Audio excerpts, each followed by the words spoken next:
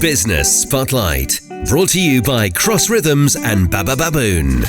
I'm Sonya Farrell and this is Business Spotlight in partnership with Cross Rhythms City Radio and Baba Baboon. Joining me in the studio this week, we've got Mitch Hughes from Vellichor Books, who are based in Hanley. Hi Mitch, how are you? Hi, I'm fine, thanks. How are you? I'm very well, thank you very much. Good, I'm glad. Now, Vellichor Books is a bookshop. Yeah. You're based in Hanley, we'll mention that. But this all stems, I believe, from a dream you once had. Yeah, so I think for a long time I've wanted to own a bookshop. I don't know why. It just always seemed like a nice job to do, to sit there and read all day, which actually doesn't happen very often. Far too much to do. Yeah. And I think just being surrounded by books is quite relaxing in itself. And then I think I saw Black Books on Channel 4 when I was younger, and I thought that's the job for me, but with the less swearing. Smoking and drinking, we don't do any of that. Yeah. But I think it's just being surrounded by books is quite a nice thing, and I think to have all that sort of knowledge and stories that has been passed down, because that's what humans do. At the end of the day, we tell stories. Yep. And that's how we learn things about the past, whether that's through paintings and photography or books. I think it's really important, and I think I've just always liked that kind of aspect. Would you say then, growing up, that was your main sort of, without the internet, was that your main learning resource? Well, I'm dyslexic, so I went in and out of books. Like, I did enjoy them, but it was really difficult to read them when I was younger. And it took me a long time to be able to sit and read a book. But I think what helped me was, when I was younger in primary school, always reading the really, really boring books. They're really boring and they're supposed to help you learn to read, but I found because they were so boring, I didn't want to read them. And then one day I just picked up a book. I didn't finish it, but I thought it was so much more interesting that I wanted to try. And then over time, eventually was reading books on my own, more interesting books. And I think the first one that really captured me was Stephen King's Thinner. Right. I've not read it, but yeah. No, it's quite creepy. Is it? Yeah. Well, I've always loved horror as well, but so I think reading that really got me back into reading as I was a teenager, because I'd struggled so much when I was younger. And after that, just loved reading. It used to take me a while, and now I can read a few books in a week if I've got the time. So when you were younger, you mentioned you're dyslexic. Yeah. So growing up, you found it really hard. Yeah.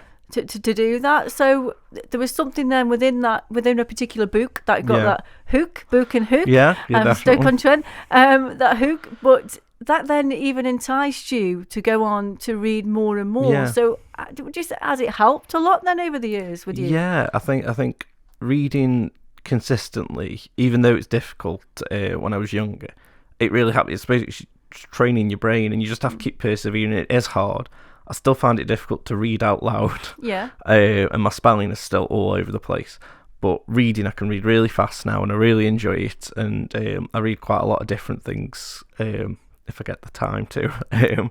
But yeah, I think it's definitely helped. So I think if you're dyslexic, if you just find something you're interested in and read that, and it will help. And a lot of the words you'll start to recognise. You might not be able to spell them, but you might be able to recognise that word and read it. Because how the brain works, you don't read all the letters and whatever, you just sort of read the letters at the side, and then the middle ones come completely jumbled up. Right. And your brain will still recognise the word. I think that's why it's quite difficult to spell things if you're dyslexic, because your brain doesn't matter. Still that word.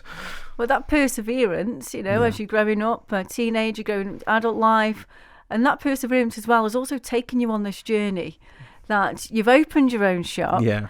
That little dream that you had, which came from nowhere, but it was somewhere within maybe what you even just said, perhaps. Possibly, yeah. But that dream there now, you do have your own shop in Hanley, right in the middle of Hanley, in the middle of Stoke-on-Trent, called Vellichor Books. And is that something as well, what you do down there? Is it more of a community as well? Yeah, that's what I'm hoping to build and bring, because we've got a few bookshops obviously in Hanley now, But with mine, I've got these comfy seatings. I sell tea and coffee, and a few cold drinks as well, biscuits, occasionally some cake or donuts at the weekend. And I just want people to be able to come and relax and not be always bothered by, if they're in a shop, they've got to be buying something, Yeah. It's great if they do. Mm-hmm. I love it when they do. But, if you've got your own book and just need somewhere to chill out for a bit, you're welcome to. And we've got some free games to play as well while you're there, free games and puzzles. Nothing like amazing, it's not like Mario or anything like that. It's board games like Monopoly, Scrabble, chess, that kind of thing. Board games that get you talking. Oh, yeah, because they are, I think there's one called League of Lexicon, which I really want to play. It's like a quiz game, but it's all about words and sentences and phrases. And it looks quite interesting. Mm-hmm. I just need someone to play it with. Well, you never know. No, you never know. Listener out there might come in and challenge you to that game. Oh, God. Yeah, please don't. So the community hub then, as well, what sort of, how you do it differently, and you said there, or maybe differently to somebody else than just having a bookshop. Yeah. You've just said there about playing board games, but bringing people together into that hub. I mean, how important is that, do you think, to do that, and also in Hanley? Oh, I think it's really important. I think especially with businesses now, because the high street is changing, you need something a bit extra to bring people in and stay open for a start. And I think what's lacking in a lot of places all over the UK is a place just to be. I mean, libraries' hours have been cut. We're lucky we still got a library in Stoke. A lot of places don't.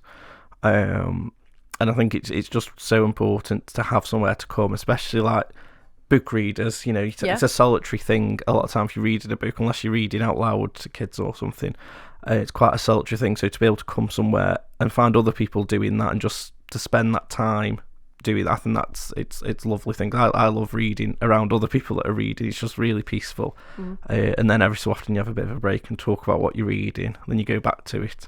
I think community is a huge part of being human, and I think with the internet, it brings people together, but it's also bringing people further apart, because you don't need to be in the same room. And I think it's better if you can be, because things get misinterpreted over the internet and stuff like that, and you can still be quite, you can talk to 50 people a day and you can still be quite lonely because you're still on your own. Humans need human contact, they need to be around people, because we're very social animals, and I think we're losing that a bit, and I think it's having a knock-on effect with people's mental health. I know it does with me. If I'm not around people, don't mean crowds, don't like crowds at all, but like if I need to be around at least some friends or family at least once a week, just to keep my brain sane, to be honest, and that's the case with a lot of people. And there was something you mentioned there as well. You said a place to come where you can just be. Yeah. Now, be, like you say, with others who are reading. You might not necessarily need to get into conversation. You don't have to, but it's there. The opportunity is there. So say someone wants to take a day even, or an hour out of their busy schedule, whether they're working or whether they're just doing a big shopping or something. They want to come in and sit and chill out and relax. Then how you describing it? That sounds like the space in which you have definitely. We've got a lady in now called Mel. She's lovely. She comes in once a week at least, and this is like her day off. So she sits there and reads. Okay. And it's away from like a family, so it's just peace and quiet, away from work, and she just gets to be by herself reading, which is great. I mean, not by herself, because I'm there and other people are there, but it's away from all the stress of life. And she sits there, she has a cup of tea or a coffee or something, and then she'll talk to me about what she's reading. She usually, I think the last one she read was Morse, and she wasn't liking it, and then all of a sudden she loved it, and it was great to see, because I recommended it, so it was great to see that she really liked it.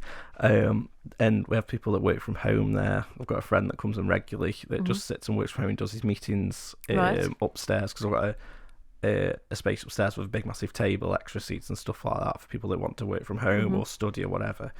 And I think it's just, I don't pressure them to buy a drink, but it's nice when they do for me. But yeah, I think it's a good place just to sit, for a bit to just do what you want, to be left alone or talk or whatever. That's what we're there for, really. And do you do sort of, things for like whether it's young children or anything like that where they can come in and access and maybe get together and do workshops or something? Yeah. Like so over Easter we had an Easter party and we did crafts and stuff like that, and that was all free. And on, I think it's, the first Sunday of every month, we've got one more chapter, which is an under 18s book club. Okay. And that was actually suggested by a customer. He's 10 years old, Logan. He's lovely. He's my favourite customer because he's just so enthusiastic about books. And it was his suggestion to do a book club for under 18s. So that's great. We've only had one so far, and that was quite nice. It was nice. So I'm hoping the word spreads a bit and we get more people in, and especially because children, some read, some don't. I think it depends if the parents read, usually with children. So I think if they've got somewhere to come where they can do that around people their age, great, and the parents can just chill out and have a cup of coffee and they can catch up while the kids are catching up, reading a book or just chilling out or whatever, and that's completely free as well. You're a fairly new business, aren't you, Mitch? Only opened this year. Yeah. And you've already, seems like you've got that hub, that little bustle of a hub sort of forming and going with the different workshops that you're doing. But what do you aspire to do then for the future, and what would you like to bring in, as well as bringing in more of the workshops? What would you like to see more of from Vellichor and from Hanley as well, getting around, with getting into book, more people getting into books, maybe writing them? Well, yes, I do have a creative writing sort of workshop. That's every third Sunday of the month. Not this month though, because I'm actually on holiday next week. But after then, every third Sunday of the month. And that's just me, so I'm not, it's very relaxed, it's very chilled out, it's not a qualification or anything like that, but it is very relaxed, and it gives helpful tips, and we read through what we've wrote and stuff like that. And the last one was quite successful that we did. And I also want to, I do have local artists working at the minute. Some's on the wall, some I've just got prints of, and I sell it on behalf of the artist basically, and I just take a very small cut of it, and it just covers the holes in the wall basically. But I'd like to see more exhibitions, especially from like some of the uni students, because I studied fine art at Staffordshire University as well, and I know they're always encouraged to go out and seek other art opportunities. And so the fact that I've got a whole room with blank walls for them to use, I think it's very enticing. I just need to get the message to them, I think. And it's it's free, and if they don't want to sell the work, I don't take any money from them at all. Yeah, so it's basically widening that sort of creative space with the local area, local students, and also local businesses as well throughout Stoke-on-Trent. And just one more question, Mitch. Do you write yourself, or do you have an idea for a book that you would like to do? I have wrote a book. Okay. It's not out yet. It's with a publisher, LR Price, and they've done all the editing. I think they're looking at covers and stuff like that now. So it's hopefully later this year, but I don't know. They're going to let me know. And that's a horror book, of course.